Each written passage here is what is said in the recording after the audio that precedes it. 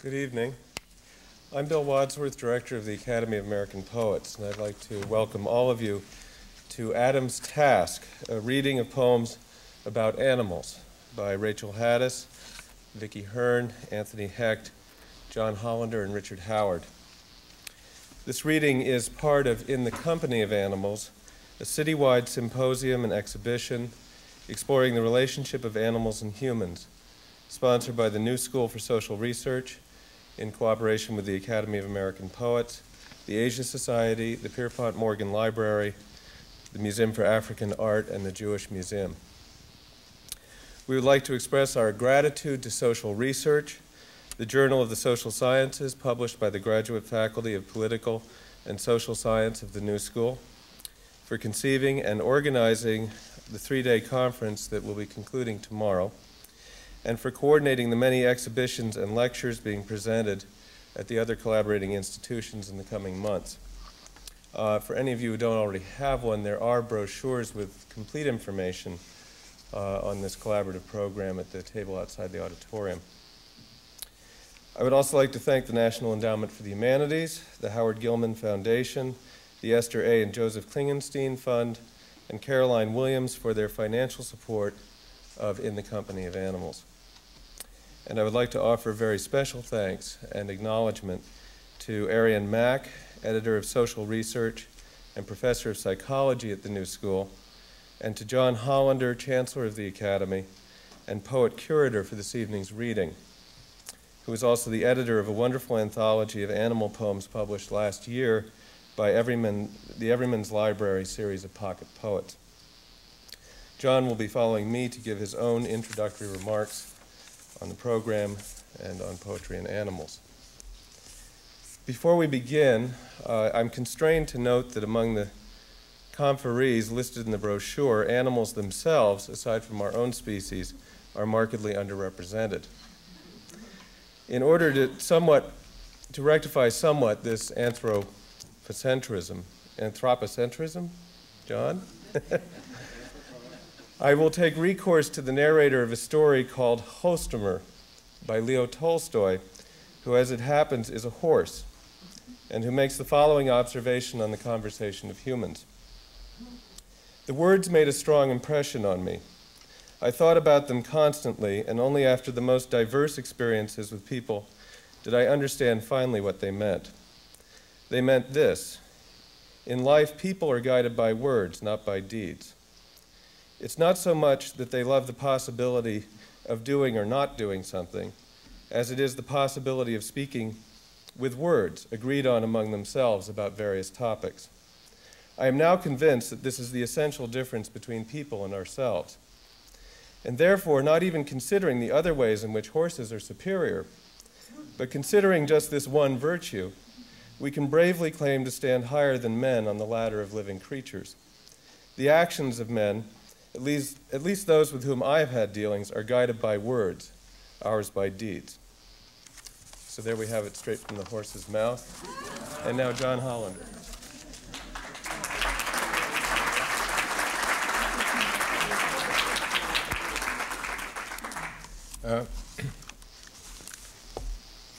This reading is ancillary to, as well as independent, ancillary to the conference on the Company of Animals, which has been going on for a couple of days, in which people learned in various fields, from being zoologists to being theoreticians of language and other things, have been talking about relations between people and animals.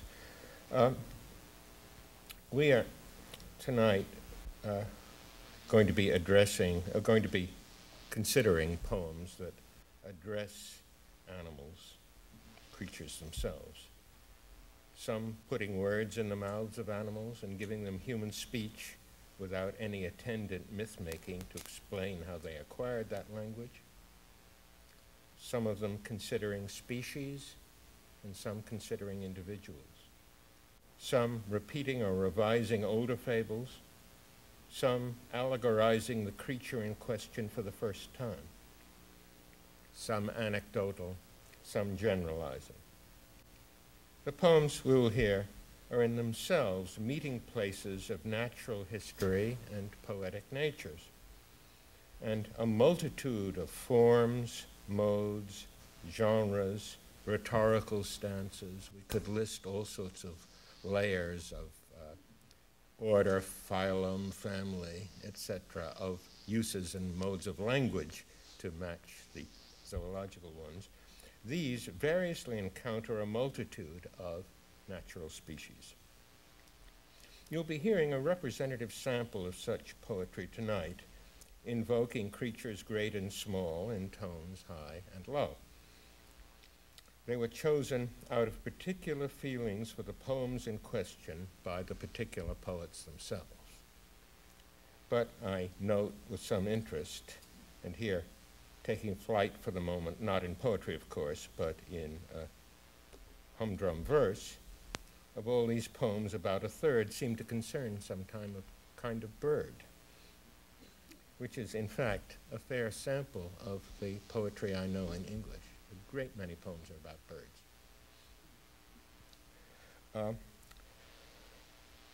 For the imagination, birds are apparently still full of omen, but of more open and metaphoric sorts.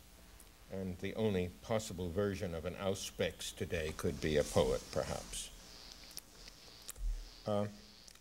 The poets who will present these poems are, however, not exemplars of literary species, but rather each one sui generis, individuals who have in common only that fact, above all, that is, that they are poets. They will read, as you'll see, largely in alphabetical order, and we're going to run through twice so that everybody will read 2 segments work. I have just been, in a completely different context, proofreading some remarks that I myself have made on poems by Rachel Haddis, Vicki Hearn, Tony Hecht, and Richard Howard. But these are not about animals. The remarks I'd been making were about poems of theirs that were addressed to paintings, works of art. Only one of them indirectly concerned an animal, because Vicki Hearn's was about Gauguin's Cheval Blanc, his painting of a white horse. But now we hear these poets reading poems in relation not to human art, but to animal life as construed or constructed, however you want it, by human art. They're going to read short poems and passages from longer ones, ranging in time from the Hebrew Bible to the present day.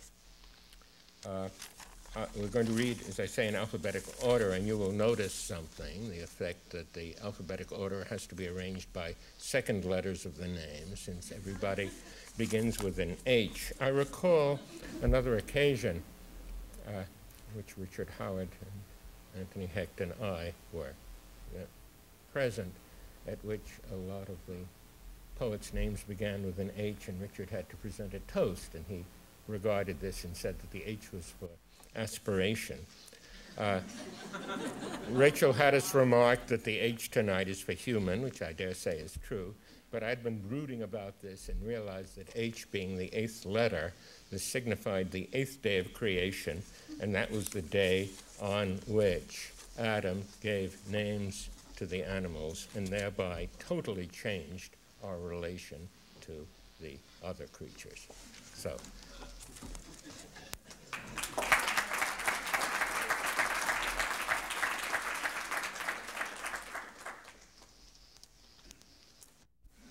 Good evening. It's an honor with an H and a pleasure to be here tonight.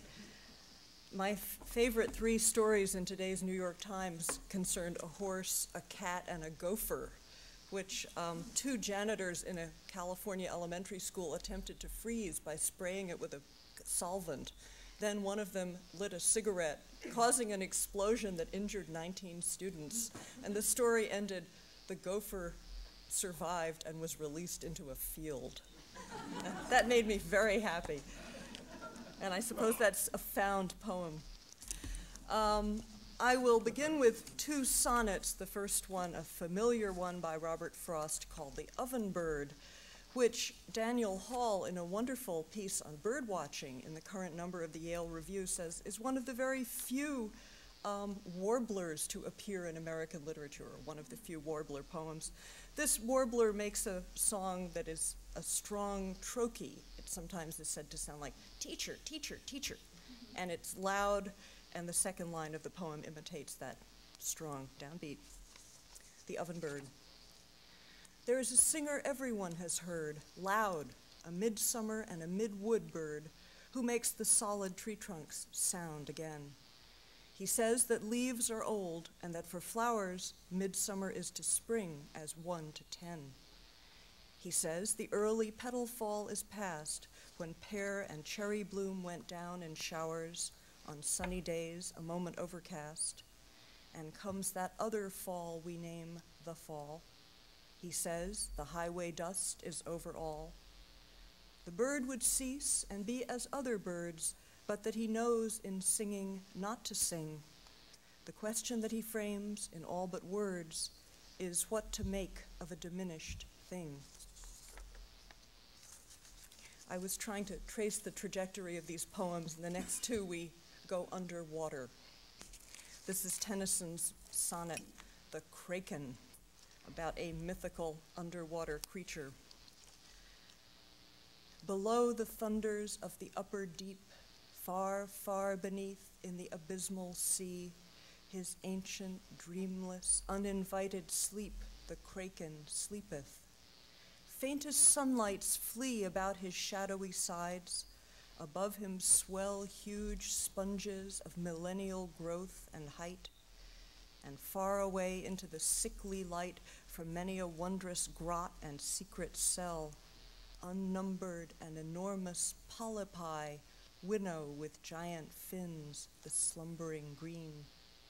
There he hath lain for ages and will lie, battening upon huge sea worms in his sleep, until the latter fire shall heat the deep.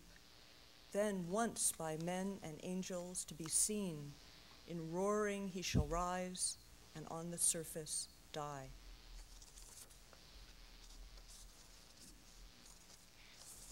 Still underwater, but much closer to the surface, we have James Merrill's The Octopus. I dreamed about an octopus the other night. That was a first. And when I lived in Greece, two memories. One was the thwacking of an octopus on the stones of the pier to make it tender before it was cooked, and that thwacking of the freshly caught octopus produced a lathery liquid that you could slip in. And the other memory is there were indeed stories of if you went skinny dipping or something, especially if you were female and fair-skinned, an octopus would grab your breast and never let go. I never tried it, but they like white, apparently. There are many monsters that a glassen surface restrains, and none more sinister than vision asleep in the eye's tight translucence. Rarely now it seeks to unloose its diamonds. Having divined how drab a prison the purest mortal tissue is, rarely it wakes, unless coaxed out by a lusting extraordinary, like the octopus from the gloom of its tank, half swimming, half drifting toward anything fair, a handkerchief or child's face dreaming near the glass. The writher advances in a godlike wreath of its own wrath. Chilled by such fragile reeling, 100 blows of a boot heel shall not quell. The dreamer wakes and hungers. Percussive pulses, drum or gong, build in his skull their loud entrancement, volutions of a Hindu dance. His hands move clumsily in the first conventional gestures of assent. He is willing to undergo the volition and fervor of many flesh-like arms. Observe these in their holiness of indirection, destroy, adore, evolve, reject, till on glass rigid with his own seizure, at length the sucking jewels freeze.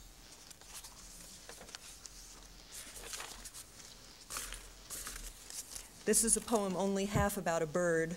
This is The Eagle and the Mole by Eleanor Wiley, a poet I sometimes think is undergoing a revival of sorts.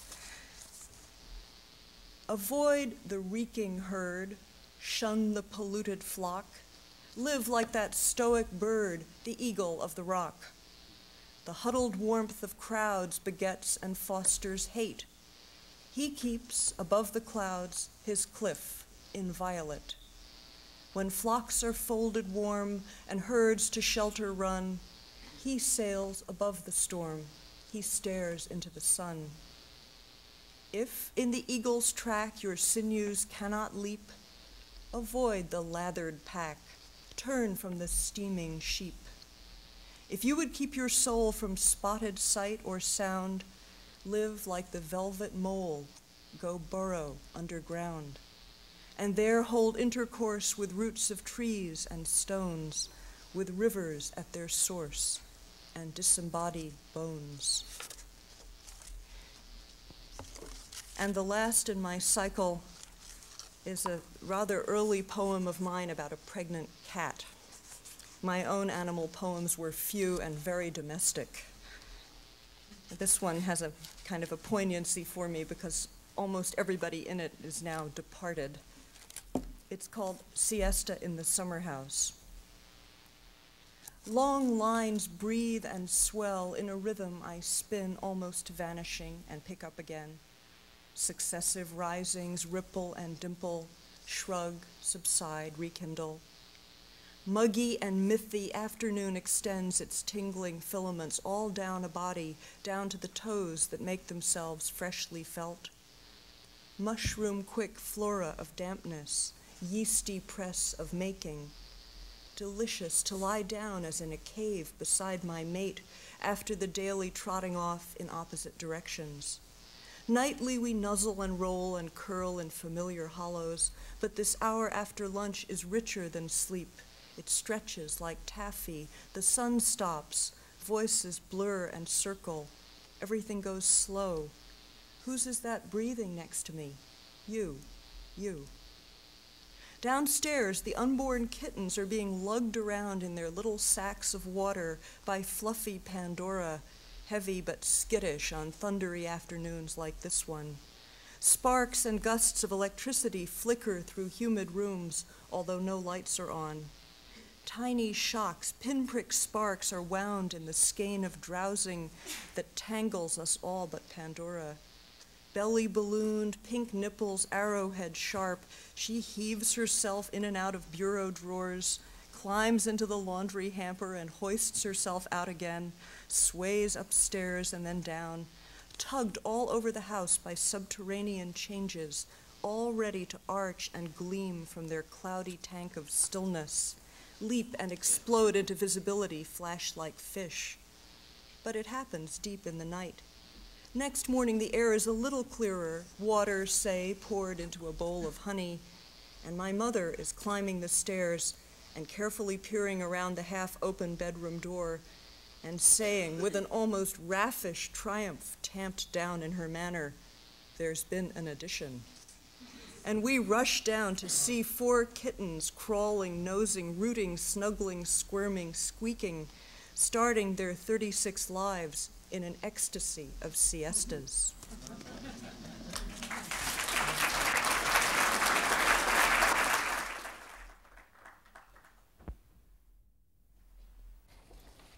The first in my cycle is the passage from the book of Job, where the voice in the whirlwind accuses Job variously, depending upon what rabbi you're reading. This passage concerns the horse. Hast thou given the horse strength? Hast thou clothed his neck with thunder? Canst thou make him afraid as a grasshopper? The glory of his nostrils is terrible. He paweth in the valley and rejoiceth in his strength. He goeth on to meet the armed men. He mocketh at fear and is not affrighted, neither turneth he back from the sword. The quiver rattleth against him, the glittering spear and the shield. He swalloweth the ground with fierceness and rage, neither believeth he that it is the sound of the trumpet. He saith among the trumpets, Ha ha! And he smelleth the battle afar off, the captains and the shouting. This next poem is by Emily Dickinson, and its title is the first line, A Bird Came Down the Walk. A bird came down the walk. He did not know I saw. He bit an angleworm in halves and ate the fellow raw.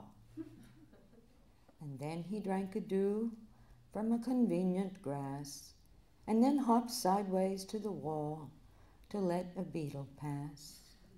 He glanced with rapid eyes that hurried all around. They looked like frightened beads, I thought. He stirred his velvet head like one in danger, cautious. I offered him a crumb, and he unrolled his feathers and rowed him softer home than oars divide the ocean, to silver for a seam, or butterflies off banks of noon leap plashless as they swim. And the last one in this first cycle is by the British poet Donald Davy. And he has in it speaking bird, salmon, man, angel, sheepdog, and artist. And there's a sort of implicit hierarchy of happiness that is then, of course, undercut, because he wouldn't do it that way. Utterings. Bird. To flex in the upper airs, to the unseen but known velocity of change that both prevails and gives.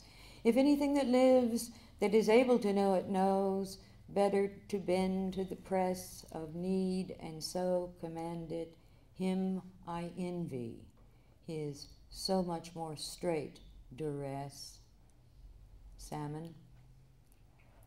Pressures of water, of running water, because as needs must downward driving define imperatives.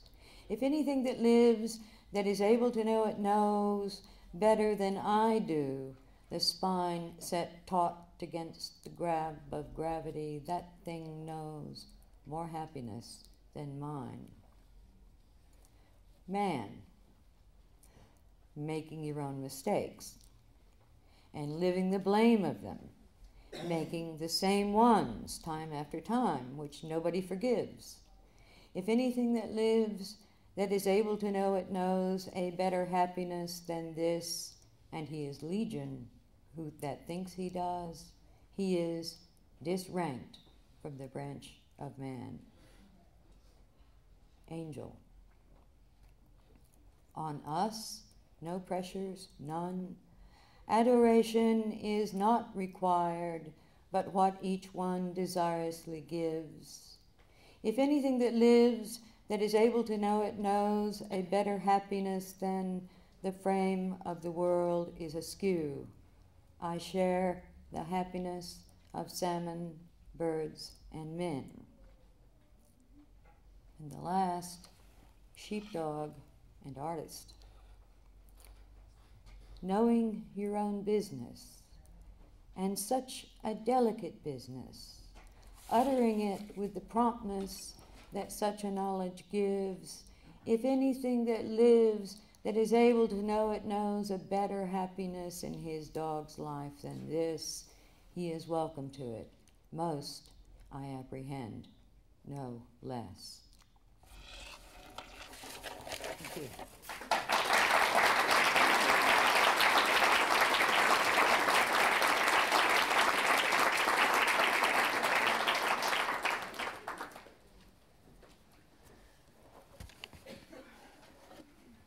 Shakespeare's The Phoenix and the Turtle, and by turtle, of course, the turtle dove is intended.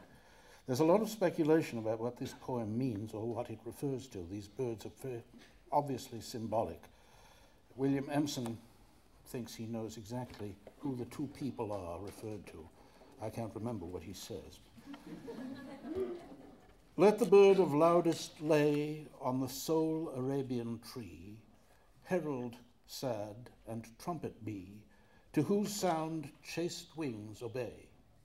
But thou, shrieking harbinger, foul procurer of the fiend, augur of the fever's end, to this troop come thou not near. From this session interdict every fowl of tyrant wing, save the eagle, feathered king, keep the obsequy so strict. Let the priest in surplice white that defunctive music can be this death-divining swan, lest the requiem lack his right. And thou, treble-dated crow, that thy sable gender makest with the breath thou givest and takest, mongst our mourners thou shalt go. Here the anthem doth commence. Love and constancy is dead, Phoenix and the turtle fled in a mutual flame from hence. So they loved, as love in twain had the essence but in one. Two distincts, division none. Number there in love was slain. Hearts remote yet not asunder, distance and no space was seen twixt this turtle and his queen, but in them it were a wonder. So between them love did shine, that the turtle saw his right flaming in the phoenix sight. Either was the other's mine. Property was thus appalled, that the self was not the same. Single nature's double name neither two nor one was called. Reason, in itself confounded, saw division grow together. To themselves yet either neither simple were so well compounded that it cried, how true a twain seemeth this concordant one. Love hath reason, reason none, if what parts can so remain. Whereupon it made this threne to the phoenix and the dove, co-supremes and stars of love, as chorus to their tragic scene. Beauty, truth, and rarity, grace in all simplicity, here enclosed in cinders lie. Death is now the phoenix nest, and the turtle's loyal breast to eternity doth rest, leaving no posterity. 'Twas not their infirmity, it was married chastity. Truth may seem, but cannot be. Beauty brag, but 'tis not she. Truth and beauty buried be. To this urn let those repair that are either true or fair. For these dead birds sigh a prayer. Robert Frost's sonnet Design. I found a dimpled spider, fat and white, on a white heel-all, holding up a moth like a white piece of rigid satin cloth. Assorted characters of death and blight mixed ready to begin the morning rite, like the ingredients of a witch's broth. A snowdrop spider, a flower like a froth, and dead wings carried like a paper kite. What had that flower to do with being white? The wayside blue and innocent heel-all. What brought the kindred spider to that height, then steered the white moth thither in the night? What but design of darkness to appall, if design govern in a thing so small? The Windhover by Gerard Manley Hopkins, another sonnet. I caught this morning morning's minion kingdom of daylight's dolphin, dappled dawn drawn falcon in his riding of the rolling level underneath him steady air, and striding high there, how he rung upon the rein of a wimpling wing in his ecstasy. Then off, forth on swing, as a skate's heel sweeps smooth on a bow bend, the hurl and gliding rebuffed the big wind. My heart in hiding stirred for a bird, the achiever, the mastery of the thing. Brute, beauty, and valor and act, oh, ere pride, plume, here buckle, and the fire that breaks from thee then 1,000,000,000 times told lovelier, more dangerous, O my chevalier. No wonder of it. Here plod makes plough down Sicilian shine, and blue bleak embers are, my dear, full gall themselves, and gash gold vermilion. And to conclude this segment of my part of the reading, a poem by Thomas Hardy called The Blinded Bird. So zestfully canst thou sing, and all this indignity with God's consent on thee, blinded ere yet a wing by the red-hot needle thou, I stand and wonder how so zestfully thou canst sing. Resenting not such wrong, thy grievous pain forgot, eternal dark thy lot, groping thy whole life long after that stab of fire, enjailed in pitiless wire, resenting not such wrong. Who hath charity? This bird. Who suffereth long and is kind, is not provoked, though blind, and alive and sepulchred? Who hopeth, endureth all things? Who thinketh no evil, but sings? Who is divine? This bird.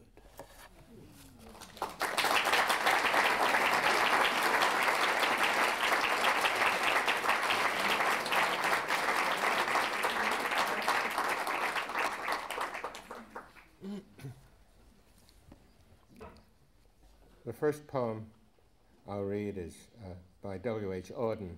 It's untitled. It was one of a group of songs, but we could call it Cats and Dog. And a dog and cat speak alternate sections. Dog. The single creature leads a partial life. Man by his mind, and by his nose the hound. He needs the deep emotions I can give. I scent in him a vaster hunting ground. Cats. Like calls to like. To share is to relieve. And sympathy, the root, bears love, the flower. He feels in us, and we in him perceive a common passion for the lonely hour. Cats. We move in our apartness and our pride about the decent dwellings he has made. Dog. In all his walks, I follow at his side, his faithful servant and his loving shade. Next poem, a very brief one, is by Marianne Moore, called To a Chameleon. Hid by the August foliage and fruit of the grapevine, twine your anatomy round the pruned and polished stem, chameleon. Fire laid upon an emerald as long as the dark king's massy one could not snap the spectrum up for food as you have done. And an even briefer one by Arakida Moritake, written in the early 16th century, translated by various hands. It's a haiku. Fallen flower I see returning to its branch. Ah, a butterfly.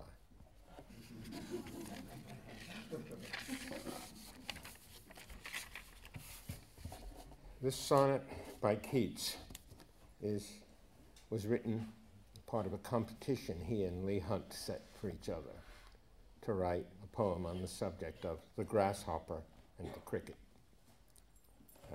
This is Keats's. The poetry of earth is never dead. when all the birds are faint with the hot sun and hide in cooling trees, a voice will run from hedge to hedge about the new-mown mead. That is the grasshopper's. He takes the lead in summer's luxury. He has never done with his delights, for when tired out with fun, he rests at ease beneath some pleasant weed. The poetry of earth is ceasing never. On a lone winter evening, when the frost has wrought a silence, from the stove there shrills the cricket's song, in warmth increasing ever, and seems to one in drowsiness half lost, the grasshoppers among some grassy hills.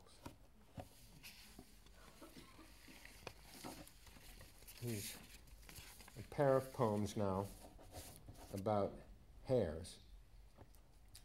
The first one is actually a section from a much longer poem about a hare being hunted.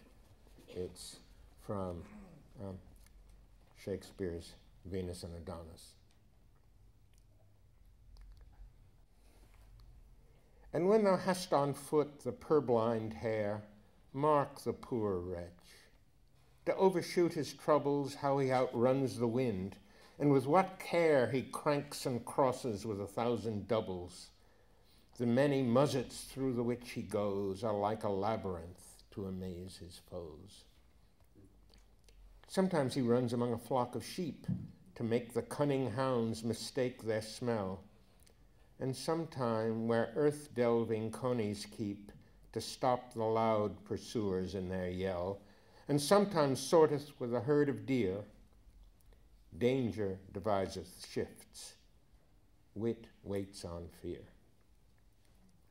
For there his smell with others being mingled, the hot scent-snuffing hounds are driven to doubt, ceasing their clamorous cry till they have singled with much ado the cold fault cleanly out. Then do they spend their mouths. Echo replies as if another chase were in the skies. By this poor Wat, far off upon a hill, stands on his hinder legs with listening ear, to hearken if his foes pursue him still.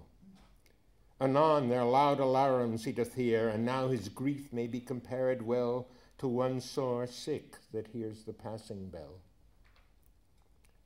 Then shalt thou see the dew-bedabbled wretch turn and return, indenting with the way.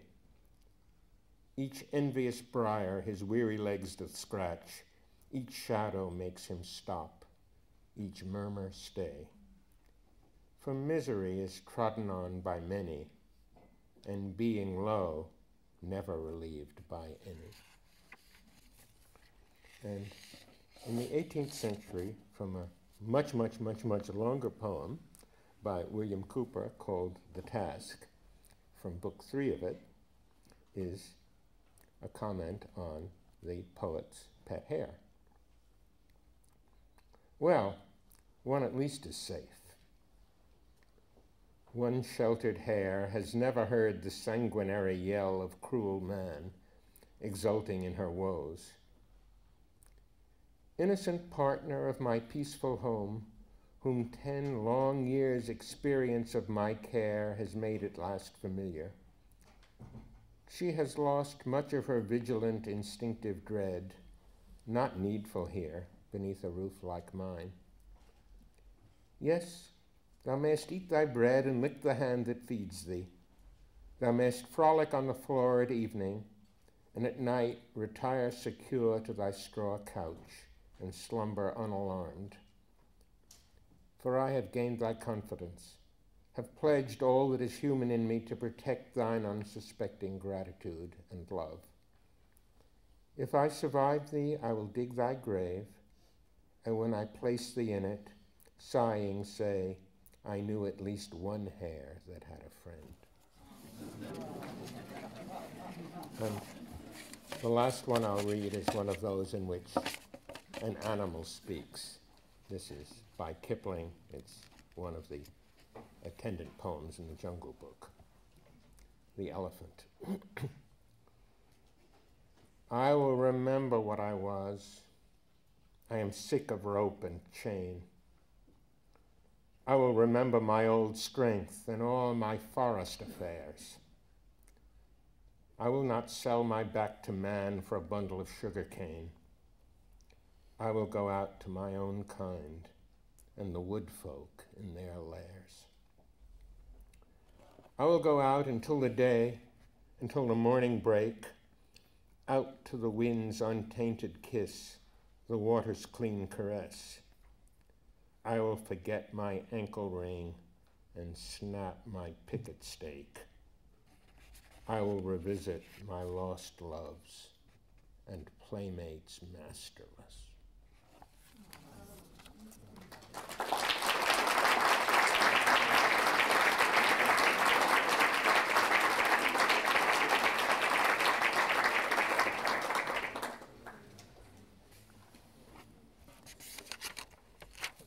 William Diaper, who sounds like a poet out of Evil and War, was an early 18th century poet.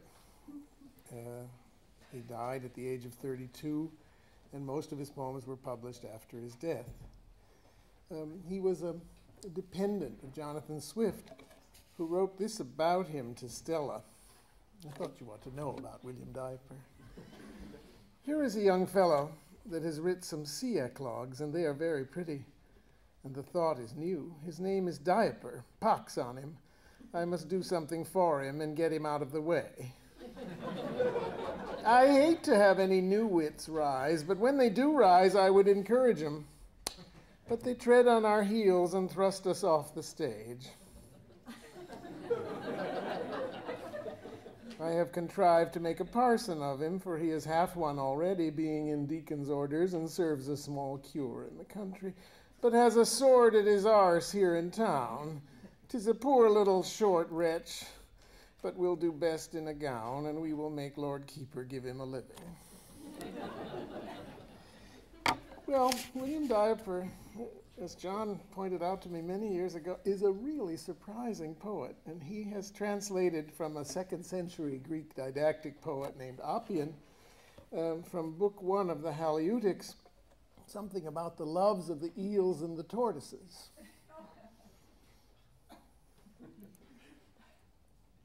Strange the formation of the eely race, that know no sex, yet love the close embrace. Their folded length they round each other twine, twist amorous knots, and slimy bodies join, till the close strife brings off a frothy juice, the seed that must the wriggling kind produce. Regardless they their future offspring leave, but porous sands the spumy drops receive. That genial bed impregnates all the heap, and little eellets soon begin to creep. Half fish, half slime, they try their doubtful strength and slowly trail along their wormy length. What great effects from slender causes flow. Congers their bulk to these productions owe. The forms which from the frothy drop began stretch out immense and eddy all the main.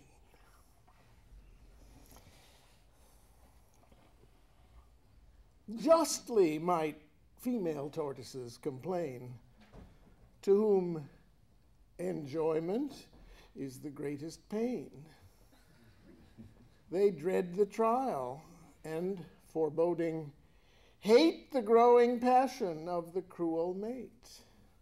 He, amorous, pursues, they, conscious, fly, joyless caresses, and resolved deny. Since partial heaven has thus restrained the bliss, the males they welcome with a closer kiss, bite, angry, and reluctant hate declare, the tortoise courtship is a state of war. Eager they fight, but with unlike design, males to obtain and females to decline. The conflict lasts till these by strength o'ercome, all sorrowing yield to the resistless doom. Not like a bride, but pensive captive led to the loathed duties of an hated bed.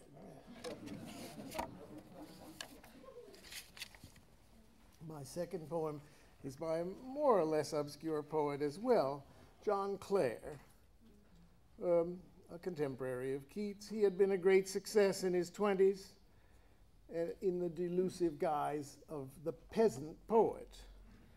But London wearied of him. Love had been a dream and marriage a disaster. Dissidence, estrangement, 7 children, and not enough to eat. The last 25 years of John Clare's life were spent or hoarded in an asylum, unvisited, unrecalled, a kind of Wordsworthian Hölderlin.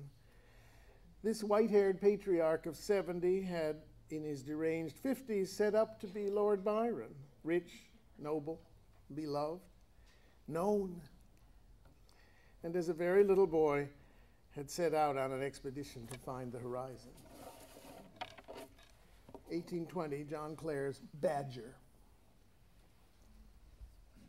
When midnight comes, a host of dogs and men go out and track the badger to his den, and put a sack within the hole, and lie till the old grunting badger passes by. He comes and hears.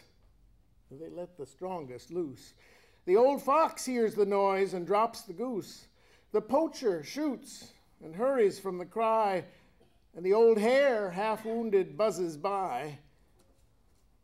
They get a forked stick to bear him down, and clap the dogs, and take him to the town, and bait him all the day with many dogs, and laugh and shout and fright the scampering hogs. He runs along and bites at all he meets. They shout and hollow down the noisy streets. He turns about to face the loud uproar, and drives the rebels to their very door. The frequent stone is hurled where'er they go. When badgers fight, then everyone's a foe. The dogs are clapped and urged to join the fray. The badger turns and drives them all away. Though scarcely half as big, demure and small, he fights with dogs for hours and beats them all. The heavy mastiff savage in the fray lies down and licks his feet and turns away. The bulldog knows his match and waxes cold. The badger grins and never leaves his hold. He drives the crowd and follows at their heels and bites them through. The drunkard swears and reels. The frightened women take the boys away. The blackguard laughs and hurries on the fray. He tries to reach the woods, an awkward race, but sticks and cudgels quickly stop the chase. He turns again and drives the noisy crowd and beats the dogs in noises loud. He drives away and beats them every one, and then they loose them all and set them on. He falls as dead and kicked by boys and men, then starts and grins and drives the crowd again, till kicked and torn and beaten out, he lies and leaves his hold and cackles, groans, and dies. My last poem in this part is by Walt Whitman. And I think it's the best poem about being a poet I've ever read.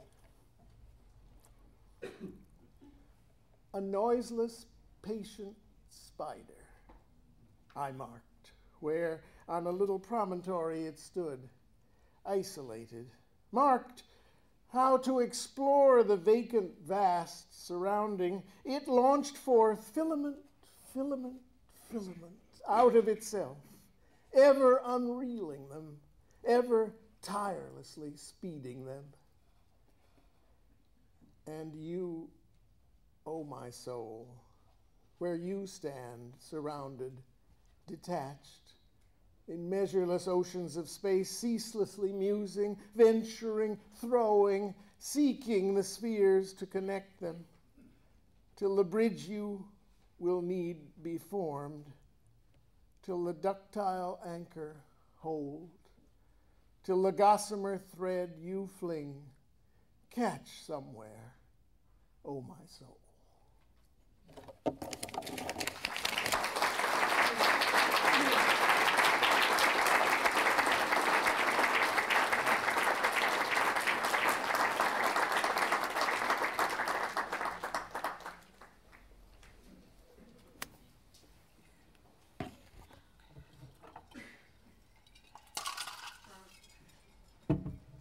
I just have two short ones and one longer one. The short ones are about a very tiny creature.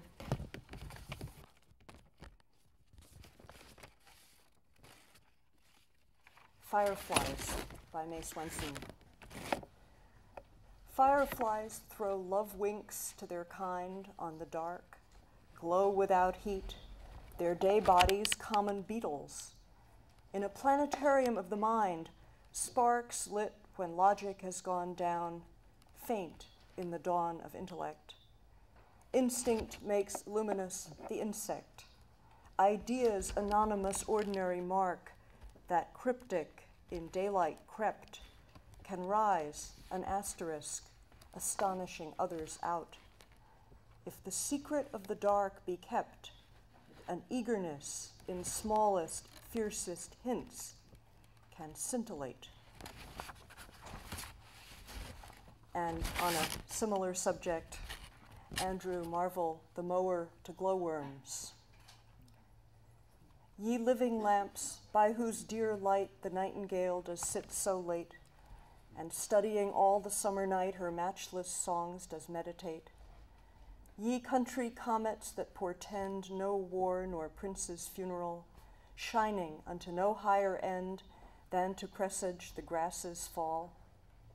Ye glowworms, whose officious flame to wandering mowers shows the way, that in the night have lost their aim, and after foolish fires do stray. Your courteous lights in vain you waste, since Juliana here is come, for she my mind hath so displaced, that I shall never find my home. I was interested that there were other hunting poems because my last poem is John Davidson's The Runnable Stag. A word or two about Davidson. He was a Scottish poet whose dates were 1847 to 1909. I don't know a lot about him. It appears that he committed suicide, interestingly, by drowning. There's something about that I'm going to say. And I have a feeling his poetic career was a frustrating one, perhaps something like John Clare's. I'd like to read a word about this poem from Kingsley Amos's idiosyncratic and wonderful anthology, the Amos Anthology, a personal choice, very personal, of English verse. Amos says about The Runnable Stag, "For years I read this as a passionate attack on one particular form of selfish behavior, made the more effective by fully celebrating the attraction of that behavior. Then I thought of it as an attack on all selfishness and irresponsibility, one that said, this is the kind of terrible, pitiful thing you do when you enjoy yourself regardless of others. And it serves you right when, as often happens, you don't even get what you want. Now I see in it not so much indignation as sorrowful acceptance of human blundering. A less Victorian poem would be hard to imagine.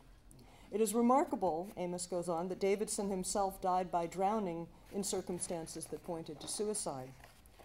And a few glosses on the hunting lingo of the poem. Harbored means traced to his lair. Feathered means sets the hounds on the trail. Bow, bray, and tray means the three antlers or branches of a stag's horn, reading upwards. A brocket is an immature stag. Beamed means having an antler of the fourth year. Tined, like a fork, I guess, with a full set of antlers. Tufted, beat or dislodged by beating. The presence and the accuracy of these technical terms are important, much more so than they would be in a straightforward poem on the subject, in establishing the narrator's credentials as a proper stag-hunting man. The runnable stag. When the pods went pop on the broom, green broom, and apples began to be golden-skinned, we harbored a stag on the priory coombe, and we feathered his trail upwind, upwind. We feathered his trail upwind. A stag of warrant, a stag, a runnable stag, a kingly crop, bow, bay, and tray, and 3 on top. A stag, a runnable stag. Then the huntsman's horn rang, yap, yap, yap, and forwards we heard the harborer shout. But 'twas only a brocket that broke a gap in the beechen underwood, driven out from the underwood, antlered out, by warrant and might of the stag, the runnable stag, whose lordly mind was bent on sleep, though beamed and tined he stood, a runnable stag. So we tufted the covert till afternoon with Tinkerman's pup and Belle of the North, and hunters were sulky and hounds out of tune before we tufted the right stag forth, before we tufted him forth, the stag of warrant, the wily stag, the runnable stag with his kingly crop, brow, bay, and tray with 3 on top, the royal and runnable stag. It was Belle of the North and Tinkerman's pup that stuck to the scent till the copse was drawn. Tally-ho, and the hunt was up, the tufters whipped, and the pack laid on, the resolute pack laid on, and the stag of warrant away at last, the runnable stag, the same, his hoofs on fire, his horns like flame, a stag, a runnable stag. Let your gelding be, if you check or chide, he stumbles at once, and you're out of the hunt, for 300 gentlemen able to ride on hunters accustomed to bear the brunt, are after the runnable stag, the runnable stag with his kingly crop, brow, bay, and tray, and 3 on top, the runnable stag. By perilous paths in coombe and dell, the heather, the rocks, and the river bed, the pace grew hot, for the scent lay well, and a runnable stag goes right ahead. The quarry went right ahead, and fast and far, his antlered crest, his cloven hoof, brow, bay, and tray, and 3 aloof, the stag, the runnable stag. For a matter of 20 miles and more, by the densest hedge and the highest wall, through herds of bullocks he baffled the lore of harborer, huntsman, hounds and all, The stag of warrant, the wily stag, for 20 miles and 5 he ran, and he never was caught alive, the stag, the runnable stag. When he turned at bay in the leafy gloom, in the emerald gloom where the brook ran deep, he heard in the distance the rollers boom, and he saw, in a vision of peaceful sleep, in a wonderful vision of sleep, a stag of warrant, a stag, a runnable stag in a jeweled bed, under the sheltering ocean dead, a stag, a runnable stag. So a fateful hope lit up his eye, and he opened his nostrils wide again, and he tossed his branching antlers high, as he headed the hunt down the Charlotte Glen, as he raced down the echoing glen. For 5 miles more, the stag, for 20 miles and 5, not to be caught now, dead or alive, the stag, the runnable stag. 300 gentlemen able to ride, 300 horses as gallant and free, beheld him escape on the evening tide, far out till he sank in the Severn Sea, till he sank in the depths of the sea. The stag, the buoyant stag, the stag that slept at last in a jeweled bed, under the sheltering ocean spread, the stag, the runnable stag.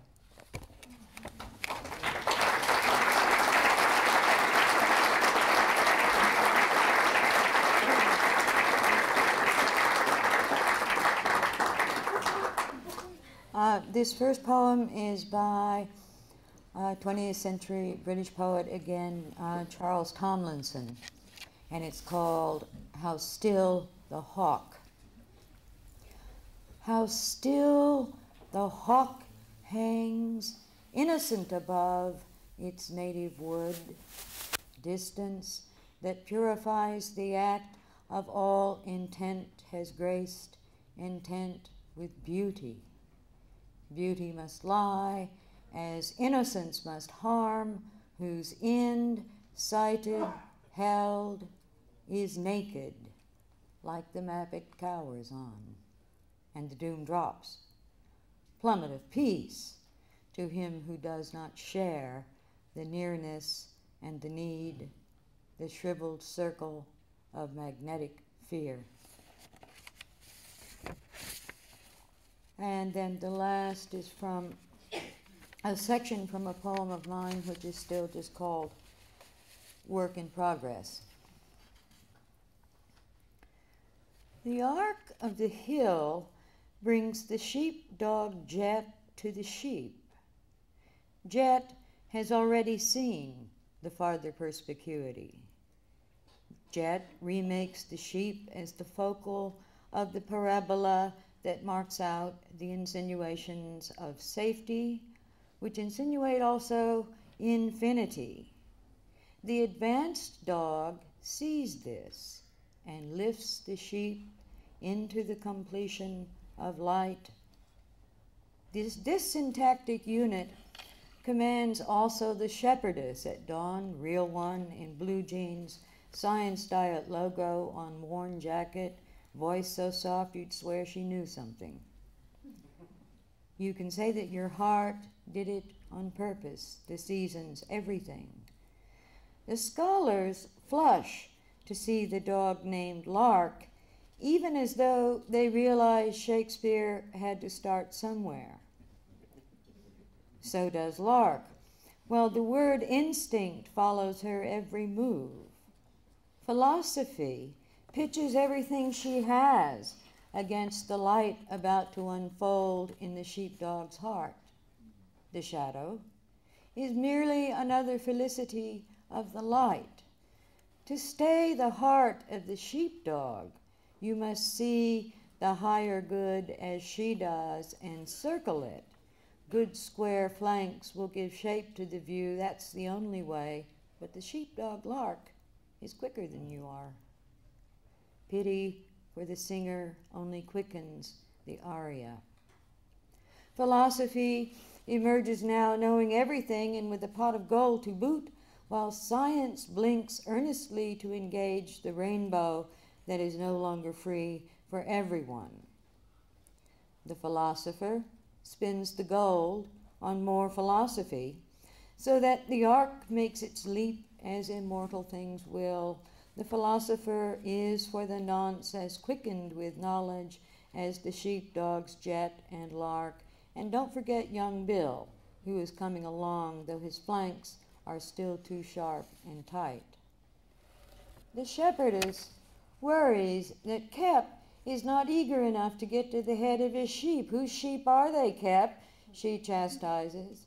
And in like terms, we are all scolded for failing to own the light. What comes next will decide the matter. Kep gets back up from Mac, thus goes on with his lesson. He needs to learn to stop without losing heart. A puzzler, says the shepherdess, who sends him again, get back, hoping he will learn to disobey her, and he does, several times bringing in the sheep in an untidy scamper from out of sight in the woods that mark off the other hill, the one with coyotes. Remember them in your prayers, every one a song dog. The aria only quickens in the light and in the darkness. Speed has become a goddess on a spring day. The aria only quickens in the light and in the darkness. Thank you.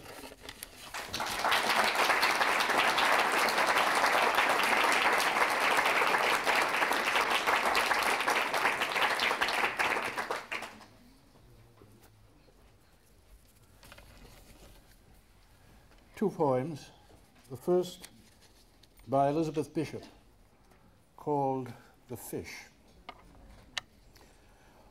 I caught a tremendous fish and held him beside the boat half out of water with my hook fast in the corner of his mouth.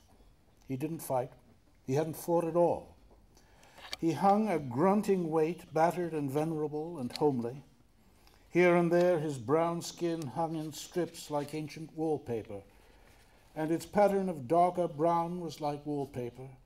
shapes like full-blown roses stained and lost through age. He was speckled with barnacles, fine rosettes of lime, and infested with tiny white sea lice, and underneath 2 or 3 rags of green weed hung down. While his gills were breathing in the terrible oxygen, the frightening gills fresh and crisp with blood that can cut so badly, I thought of the coarse white flesh packed in like feathers, the big bones and the little bones, the dramatic reds and blacks of his shiny entrails, and the pink swim bladder like a big peony. I looked into his eyes, which were far larger than mine, but shallower and yellowed, the irises backed and packed with tarnished tinfoil seen through the lenses of old scratched isinglass. They shifted a little, but not to return my stare. It was more like the tipping of an object toward the light. I admired his sullen face, the mechanism of his jaw, and then I saw that from his lower lip, if you could call it a lip, grim, wet, and weapon-like, hung 5 old pieces of fish line, or 4, and a wire leader with a swivel still attached, with all their 5 big hooks grown firmly in his mouth. A fine green line frayed at the end where he broke it, 2 heavier lines, and a fine black thread still crimped from the strain and snap when it broke and he got away. Like medals with their ribbons frayed and wavering, a 5-haired beard of wisdom trailing from his aching jaw. I stared, and victory filled up the little rented boat. From the pool of bilge where oil had spread a rainbow around the rusted engine, to the bailer, rusted orange, the sun-cracked thwarts, the oarlocks on their strings, the gunwales, until everything was rainbow, rainbow, rainbow. And I let the fish go. Finally, a poem of mine called House Sparrows, dedicated to a couple who were friends and colleagues of mine at the University of Rochester, Joe and U.T. Summers. Their name is important to the poem. Not of the wealthy Coral Gables class of travelers, nor that rarefied tax bracket, these birds weathered the brutal wind-chill facts under our eaves, nesting in withered grass, wormless but hopeful, and now their voice enacts forsythian spring with primavernal racket. Their color is the elderly moleskin gray of doggedness, of mist, magnolia bark. Salt of the earth they are, the common clay. Meek emigres come over on the ark in steerage from the old country of the drowned to settle down along Long Island Sound, Flatbush, Weehawken, our brownstone tenements, wherever the local idiom is cheap.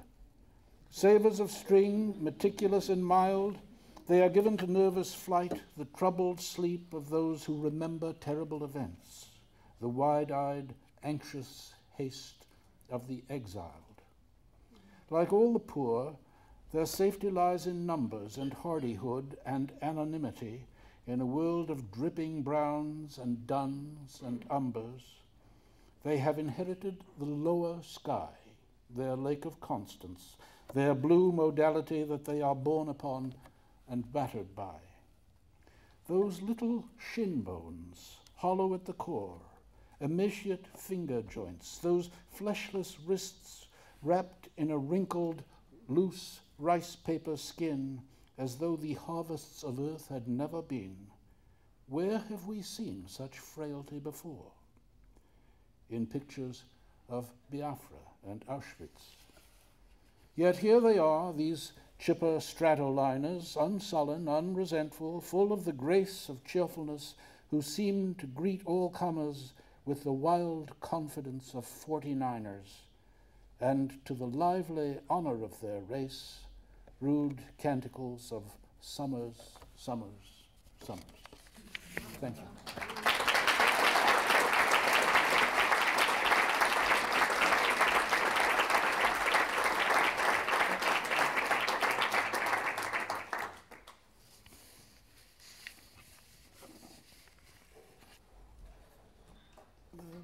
The Swan by Charles Baudelaire, dedicated to Victor Hugo.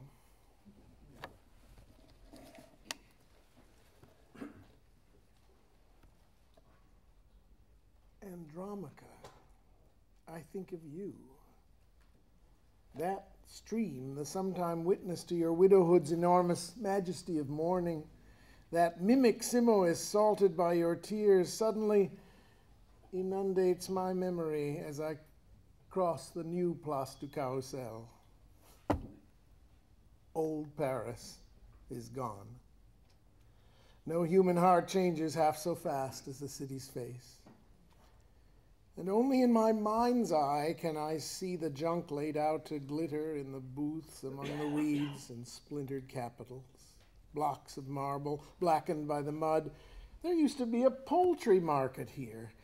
And one cold morning, with the sky swept clean, the ground too swept by garbage men who'd raised clouds of soot in the icy air, I saw a swan that had broken out of its cage, webbed feet clumsy on the cobblestones, white feathers dragging in uneven ruts and obstinately pecking at the drains, drenching its enormous wings in the filth as if in its own lovely lake, crying, "Where is the thunder?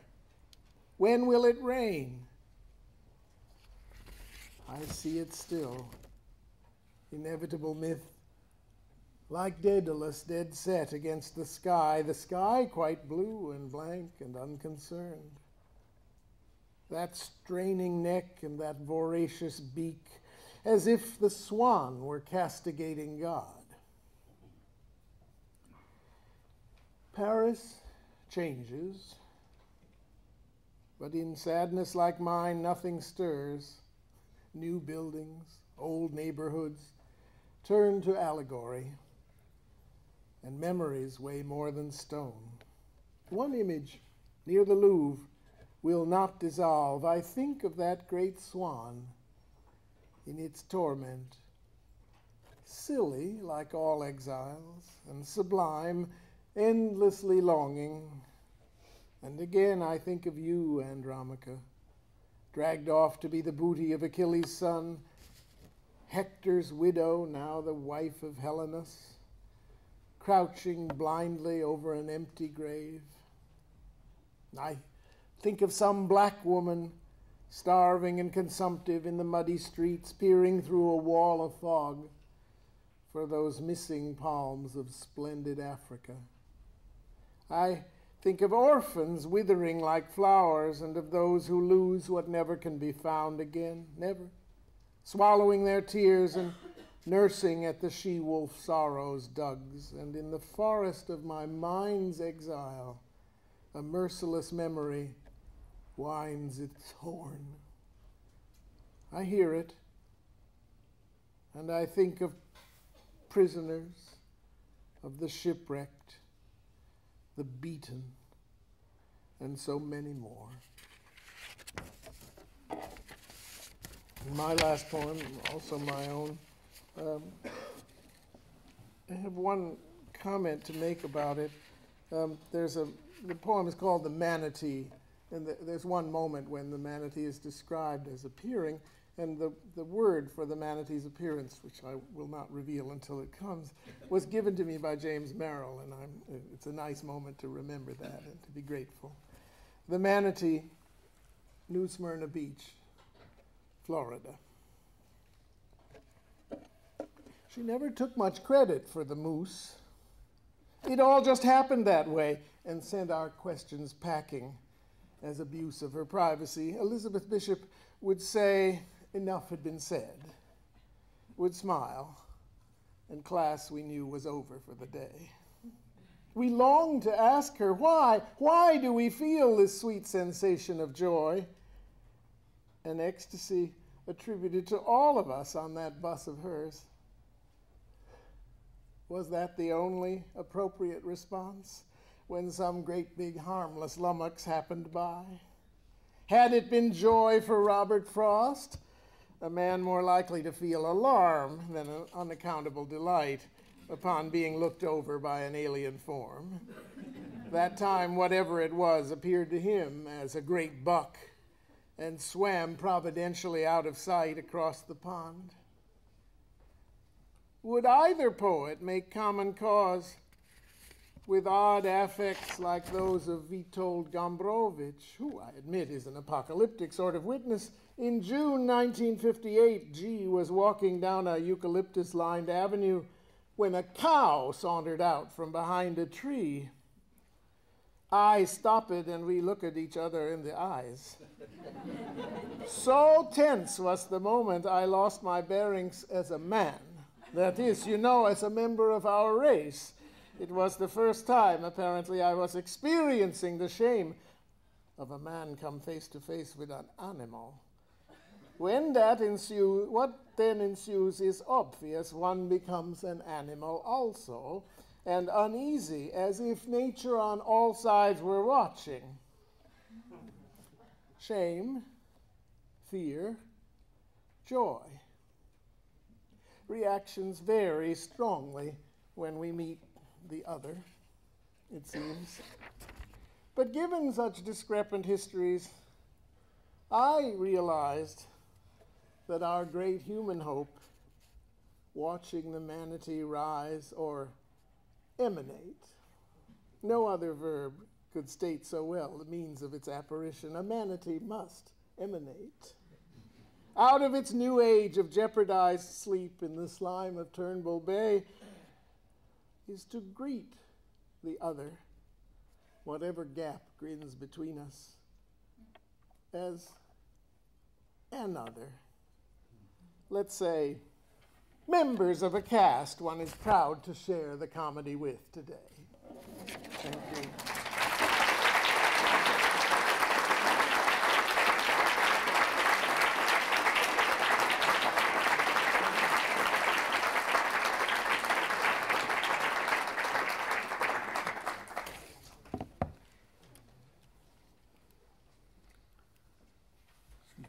I'm going to close, start the short closing section with another poem about a spider. This is by a poet most of you will not have heard of, named Rose Terry Cook, who came from Hartford, lived most of her life there, from 1827 to 1892.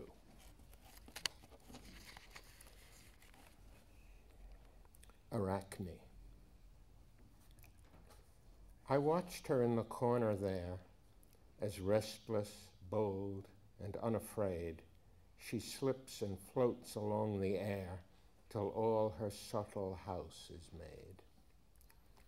Her home, her bed, her daily food, all from that hidden store she draws.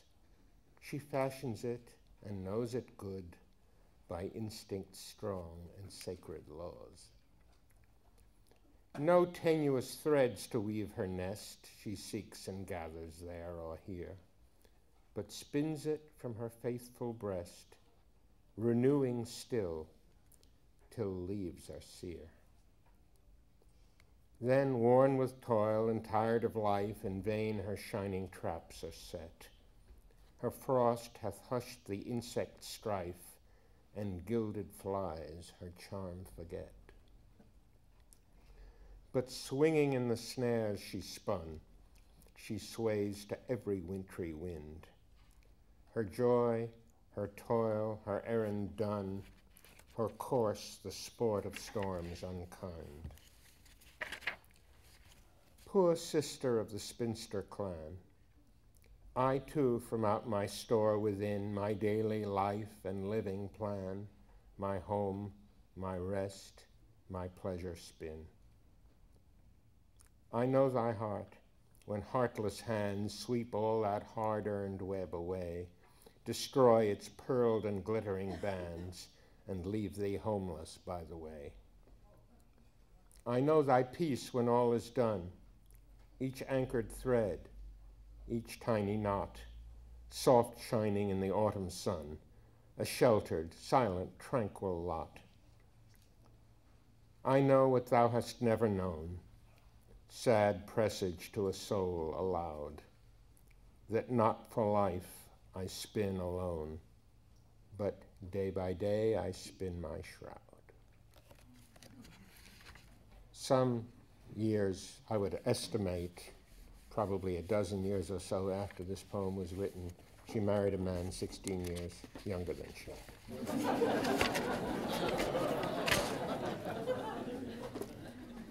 The next poem is, I think it's from a much longer poem, a poem written in the very early 1830s called A Journey from Patapsco to Annapolis. I think it's the first real poem of any great quality and importance. Well, and Bradstreet, yes, but written in this country. And this is a section from it about the mockingbird. I think this is the text which invents the mockingbird as our American poetic bird, replacing all the old European fictions. But what is he who, perched above the rest, pours out such various music from his breast? His breast whose plumes a cheerful white display, his quivering wings are dressed in sober gray. Sure, all the muses this their bird inspire, and he alone is equal to the choir of warbling songsters who around him play, while echo-like he answers every lay. The chirping lark now sings with sprightly note. Responsive to her strain, he shapes his throat. Now the poor widowed turtle wails her mate, while in soft sounds he coos to mourn his fate. O sweet musician, thou dost far excel the soothing song of pleasing Philomel. Sweet is her song, but in few notes confined, but thine, thou mimic of the feathery kind, runs through all notes. Thou only knowest them all, at once the copy and the original. Another bird poem, penultimate poem, a very different one. It's by Robert Penn Warren. It's called Evening Hawk.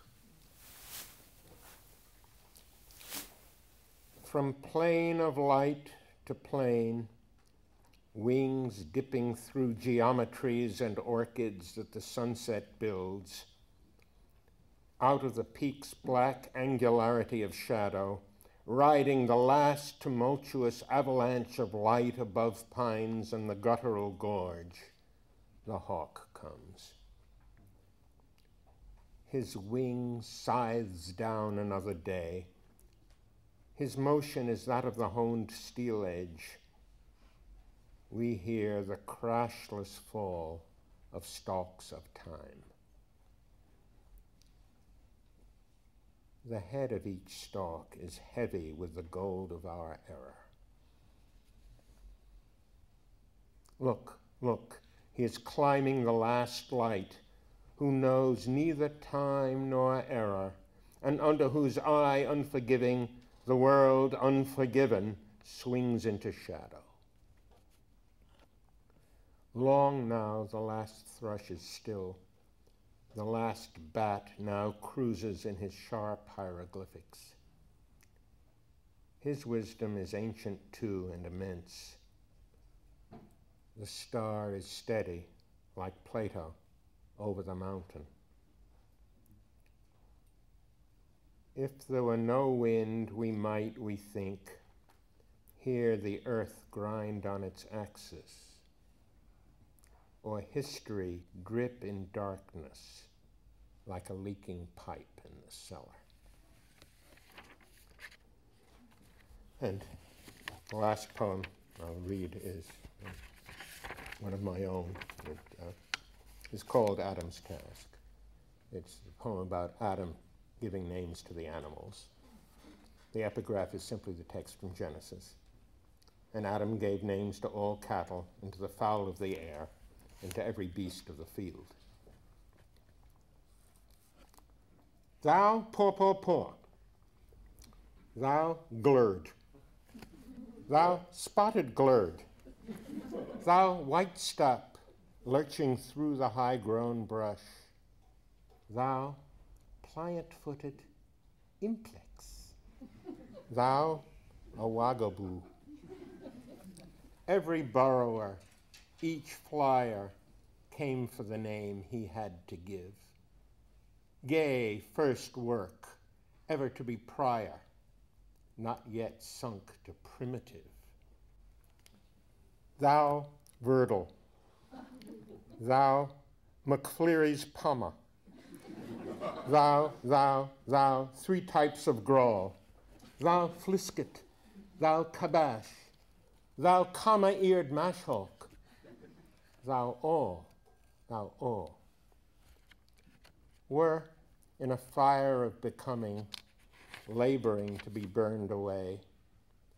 Then work, half measuring, half humming, would be as serious as play.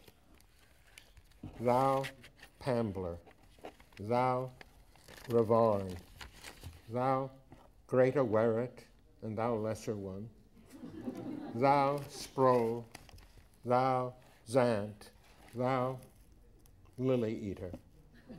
Naming's over. Day is done.